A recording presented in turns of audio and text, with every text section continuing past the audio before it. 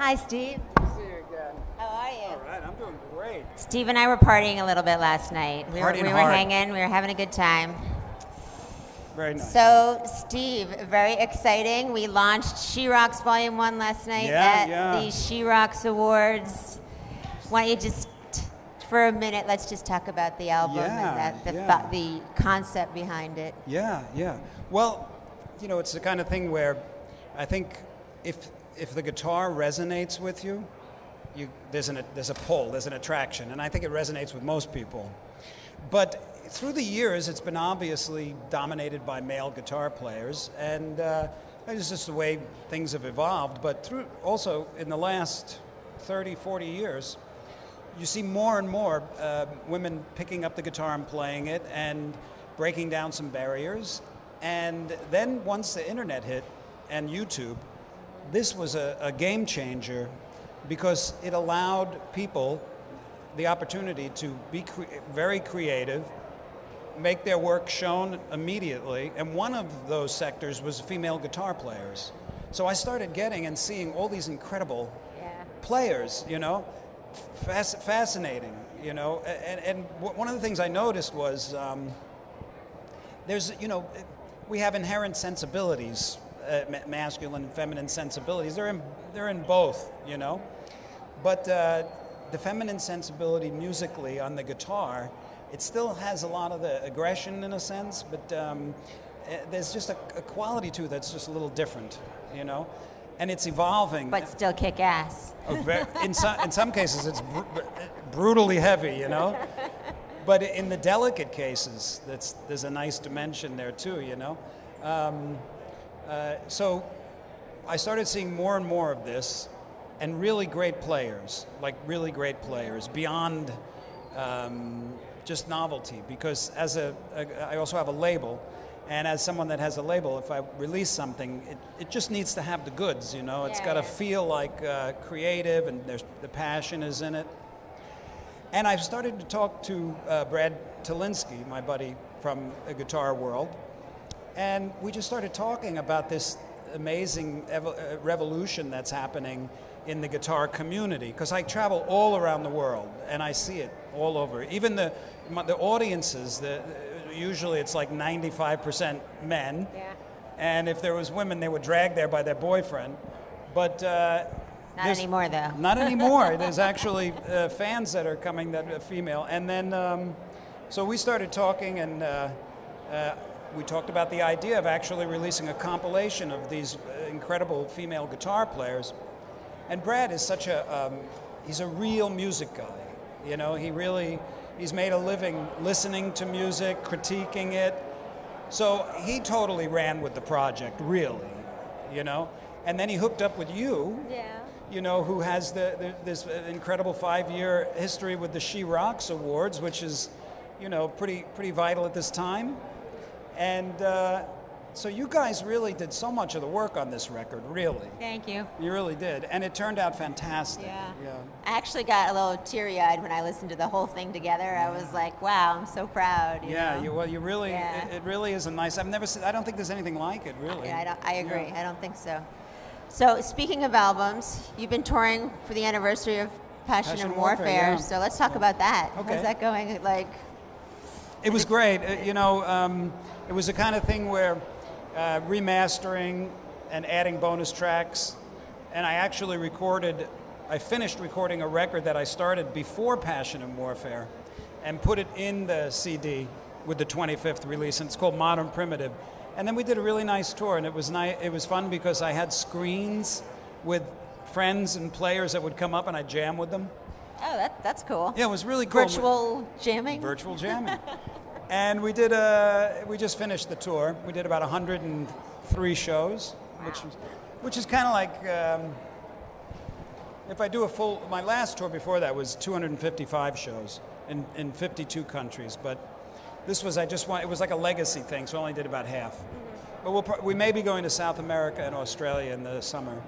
Wow, fantastic. So I think a little birdie told me that it's also the anniversary of your gem guitar. Yes. Is that right? Yeah. 30 years? 30 years. I actually remember when that came out, and I was like, whoa, that's different. Yeah. it was one of those weird impulses where when I was making it, when I was designing it, I didn't have any expectations. You know, I just thought, well, what would I like? And, you know, just incorporated various idiosyncrasies to my playing. And I kind of like stick with things, you know, like relationships, and I like long term. It just happens that way.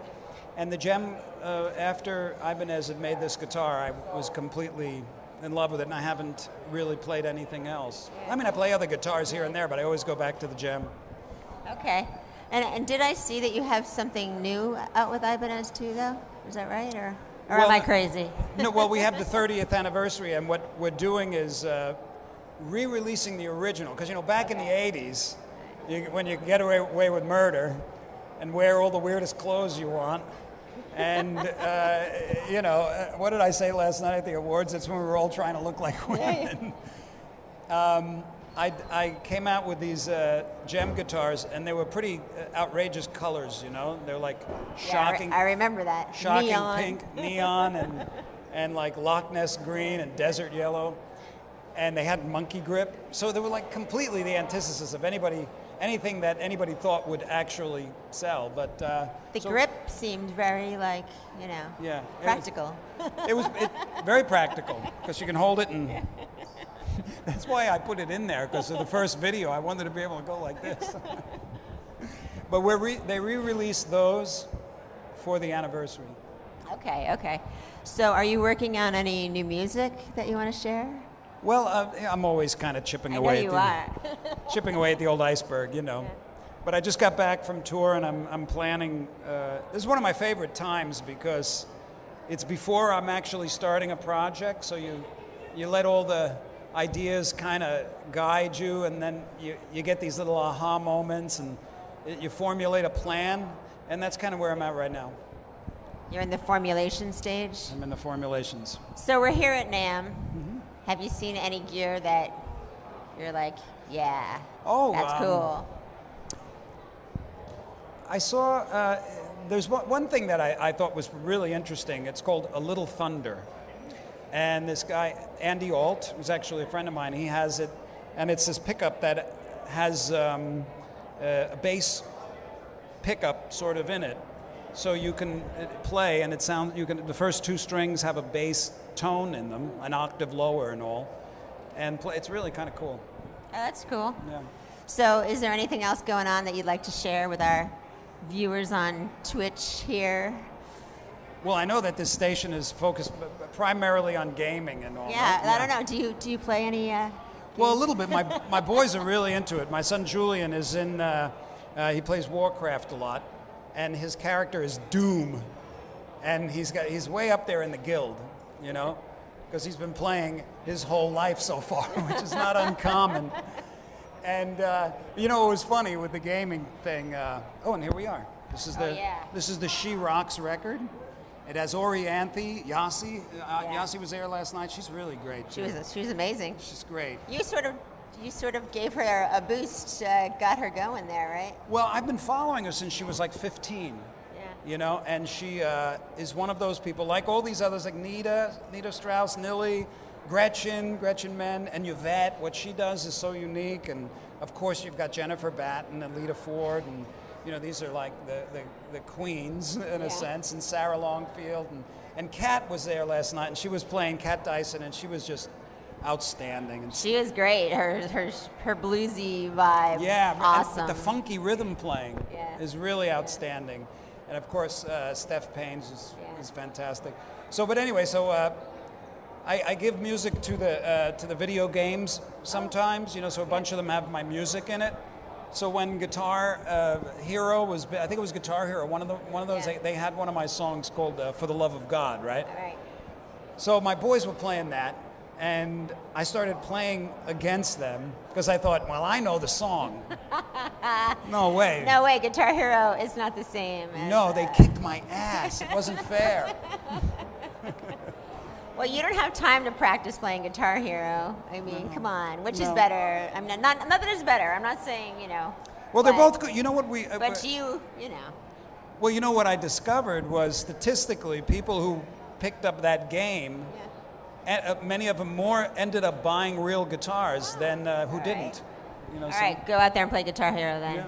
All right, thank you, Steve Vai, thank you for very stopping much, by. Great to see you. Good to see you.